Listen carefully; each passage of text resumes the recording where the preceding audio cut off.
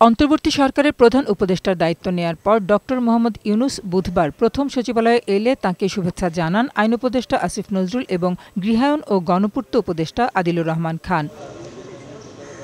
পরে ক্যাবিনেট কক্ষে প্রধান উপদেষ্টার সভাপতিত্বে অনুষ্ঠিত হয় উপদেষ্টা পরিষদের ত্রয়োদশ বৈঠক। বৈঠকে আন্তর্জাতিক অপরাধ ট্রাইব্যুনাল সংশোধনী অধ্যাদেশ এবং জাতীয় মানবাধিকার কমিশন সংশোধন অধ্যাদেশ এর চূড়ান্ত অনুমোদন দিয়েছে উপদেষ্টা পরিষদ। পরে সচিবালয় মন্ত্রিপরিষদ সভাকক্ষে ব্রিফ করেন উপদেষ্টা পরিষদ সচিব শেখ আব্দুর রশিদ।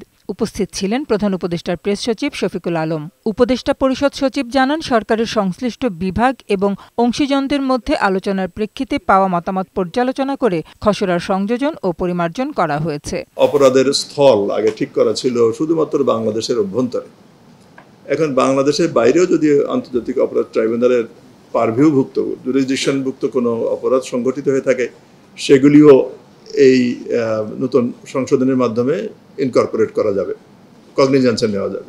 উপদেষ্টা পরিষদ সচিব জানান, মুজিব বর্ষ উদযাপনের জন্য 2024-25 অর্থবছরে যে বাজেট বরাদ্দ দেওয়া হয়েছিল সেটি বাতিল করেছে উপদেষ্টা পরিষদ। এছাড়া 18 ডিসেম্বর জাতীয় প্রবাসী দিবস উদযাপনের অনুমোদন দিয়েছে।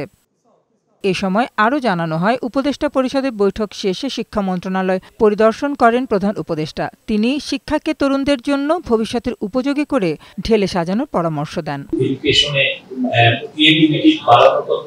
যাতে আমরা জব সিকার না হয়ে আমরা যাতে এন্টারপ্রেনিউর হই, সেই মেসেজটা দিয়েছেন। এদিকে বুধবার সন্ধ্যায় ফরেন সার্ভিস একাডেমিতে ব্রিফ করেন আইন উপদেষ্টা আসিফ নজরুল। তিনি জানান, 20টি সংশোধনী সহ আন্তর্জাতিক অপরাধ ট্রাইব্যুনাল সংশোধনী অধ্যাদেশের খসড়া চূড়ান্ত করা হয়েছে।